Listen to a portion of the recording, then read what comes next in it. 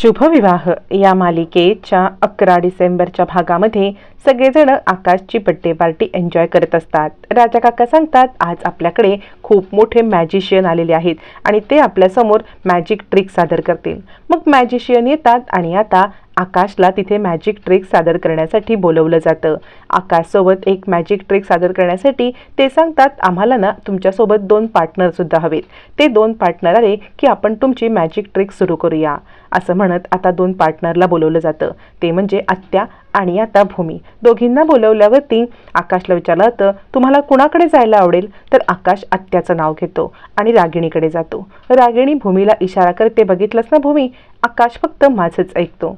त्यावरती आता मात्र मॅजिशियन आकाशला रागिणीच्या बाजूला असलेल्या एका कबर्डमध्ये घुसायला सांगतो. कबर्डमध्ये गेल्यावरती तो मॅजिशियन ते दार बंद करतो. भूमी विचार करत असते, आकाश या वेळेला तू माझी साथ, यावेळेला तुझ्या साथीची मला खूप गरज आहे. यावरती रागिणी म्हणते, माझं कोकरू ते मला माहिती आहे, तो नेहमी आत्याचीच निवड करतो. असं म्हणत रागिणी त्याला सांगते, जा तू ह्या कपाटात जा, आता तुला गायबच करेल. आणि भूमीकडे बघत म्हणते, बघ आता आकाश कसा गायब होतो ते. असं म्हणत ती भूमीला इशारा करते. मग मॅजिशियन काही ट्रिक करतो आणि थोड्या वेळात कबर्ड खोलल्यावरती आकाश गायब झालेला असतो. आता मात्र सगळेजण टाळ्या वाजवतात. आकाश गायब होतो आणि तो बाहेर पडतो. तो भूमीच्या साईडच्या कबर्डमधून तो बाहेर येतो आणि भूमीला मिठी मारतो. सगळेजण आता टाळ्या वाजवायला लागतात. त्यावरती भूमी सांगते, आत्या बघितलत ना आकाश कुठेही गायब होणार नाही. त्याची सायकल राणी त्याला गायब होऊच देणार नाही. तो त्याच्या सायकल राणीकडे नेहमीच येणार. असं म्हणत भूमी आता आत्याला शह देत असते. तोपर्यंत रागिणीचा चेहरा पडलेला असतो.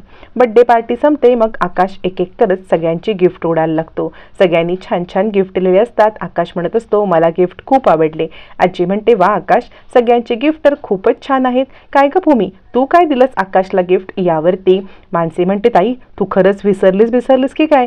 यावरती आकाश म्हणतो, सायकल राणी सांग ना, तू माझ्यासाठी काय गिफ्ट आणलेस? यावरती आजी म्हणते, भूमी अगं नाराज नको करू त्याला, बोल तू काय गिफ्ट आणलेस? मग भूमी एक लिफाफा आकाशच्या हातात देते. आकाश म्हणतो, हे काय आहे सायकल राणी? याच्यात तर फक्त पेपर आहेत. मला गिफ्ट हवे आहे, माझं गिफ्ट कुठे आहे? यावरती भूमी सांगते, आकाश नीट बघ की. आणि मग ते तिकीट पाहिली असता इकडे अथर्व म्हणतो, ही तर जयसिंगची तिकीट आहेत. आता राजा काका म्हणतात, हो, ही जयसिंगपूरची तिकीटं का काढलीस भूमी? म्हणजे तुम्ही दोघं जण फिरायला चाललात का?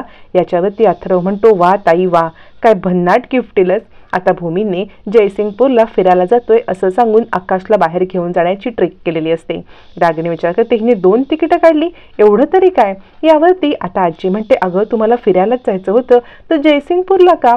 यावरती आता मात्र इकडे अथर्व म्हणतो, आमच्यासारखं पॅरिसला वगैरे जायचं की?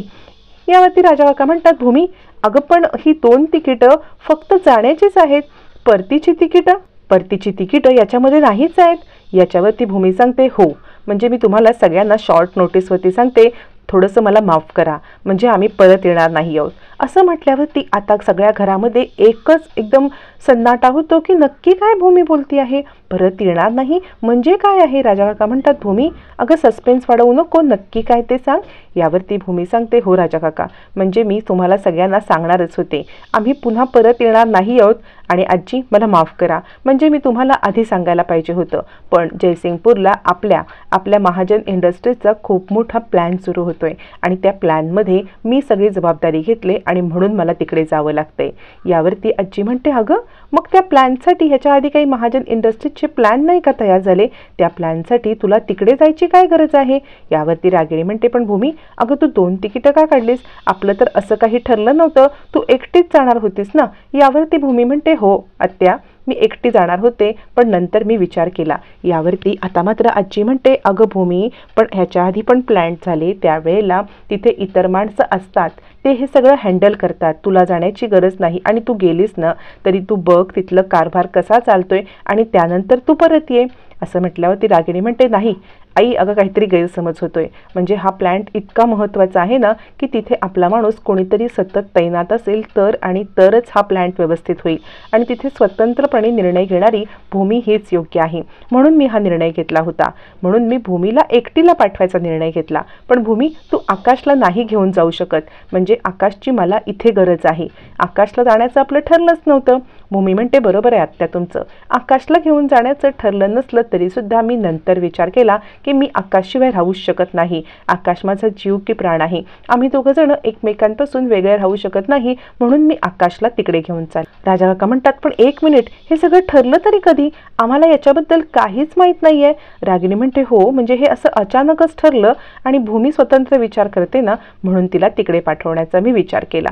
पण भूमी तुला एकटीलाच जावं लागेल. आकाश तुझ्यासोबत नाही येऊ शकत. किती काही झालं तरी मी इथे आकाशसाठी नवीन प्रोजेक्ट निर्माण केले, त्याची इथे जास्त गरज आहे. यावरती भूमी म्हणते इथलं काम कुणीही करेन, मी तिकडे आकाशची व्यवस्थित काळजी घेईन. तुम्ही कुणीही त्याची काळजी करू नका. आकाशला काहीही होऊ देणार नाही. रागिणी म्हणते नाही ग नाही, तू असं नाही करू शकत. म्हणजे आकाश माझा श्वास आहे, त्याच्याशिवाय कशी जिवंत राहू मी? तू काय बोलतेस भूमी? हे कुणीतरी समजवा हिला. भूमी सांगते आत्या, आणि तसंही आम्ही काही कायमचं राहणार नाही आहोत, असं म्हणत भूमीने आता एक शेवटचा टोला लगावलेला असतो. भूमी सांगत असते आत्या, तिकडे आमचं कायमचं राहणार नाहीये. 1 वर्षभर 6 महिने हे सगळं होईल आणि त्यानंतर आम्ही परत येऊ की. आजी तुम्ही नका चिंता करू. यावरती आता आजी म्हणते रागिणी, अगं तू असा निर्णय कसा घेतलास? म्हणजे जयसिंगपूरला असं ह्या दोघांनीच राहणं, मला काही हा निर्णय पटत नाहीये.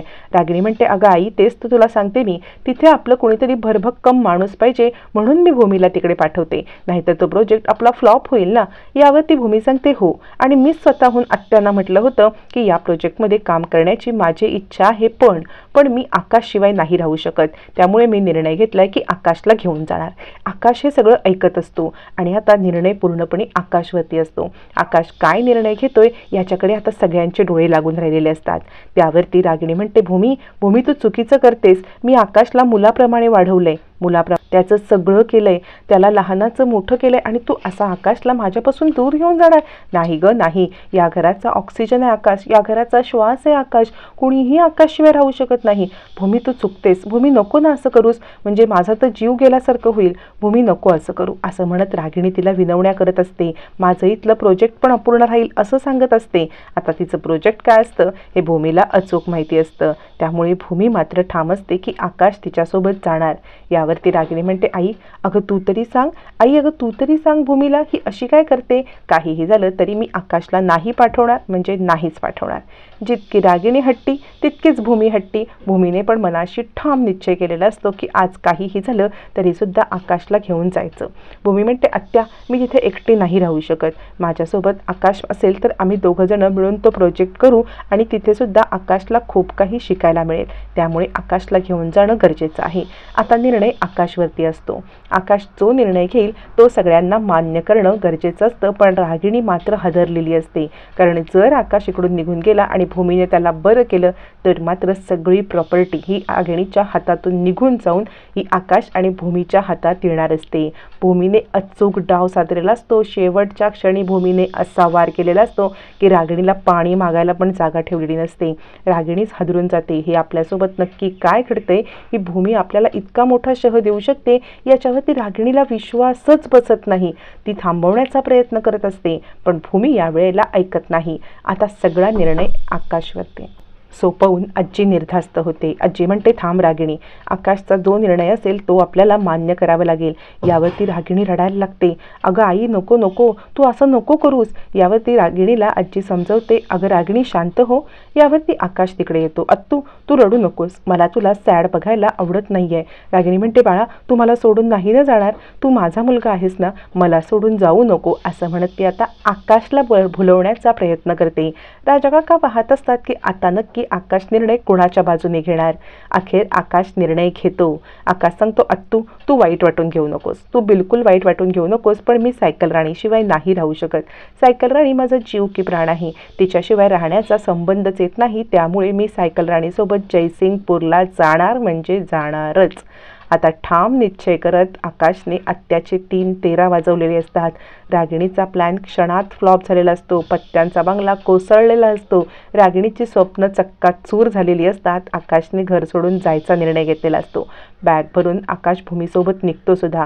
रागिणी हदरते. कसं ह्याला थांबवू, काय करू समजत नसताना दोघं बाहेर पडतात. कार त्यांना जयसिंगपूरला घेऊन चाललेली असते. भूमी आकाशला वचन देते, आकाश हे तुझं वैभव, हे तुझी प्रॉपर्टी जी रागिणी आत्यांनी खोटेपणाने काढून घेतलेली आहे ती प्रॉपर्टी, तो पैसा मी तुझ्याकडे परत आणणार, हे माझं वचन आहे आकाश तुला. आता भूमी हे कसं पूर्ण करणार, आकाश कसा बना होणार, मालिका एका रंजक वळणावरती येणार, पाहायला खूप मजा येणार.